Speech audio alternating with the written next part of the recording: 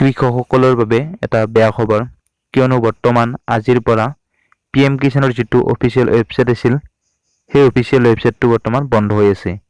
তাত নতুনকৈ data entry কৰা বন্ধ হৈ আছে আৰু এইটো কেতিয়ালৈ বন্ধ হৈ থাকিব আৰু কেতিয়া খোলা দিব না একেবাৰে বন্ধ হৈ থাকিব সেই বিষয়ে আজিৰ ভিডিঅ'টোত আপোনালোকক সকলোখিনি ক'ম। সো এই ভিডিঅ'টো সকলোকে চাই থাকক আৰু আপোনালোকৰ এই ৱেবছাইটটোনো কি হৈ আছে সেইখিনি ক'ম আপোনালোকক আজি। সো ইয়াত আমি গুগলত আহিলো, গুগলত আহি আমি ইয়াত PM কিষাণ বুলি আমি আগতে যেনেকৈ সাৰ্চ কৰিছিলো তেনেকৈ PM কিষাণ বুলি সাৰ্চ কৰিব লাগিব।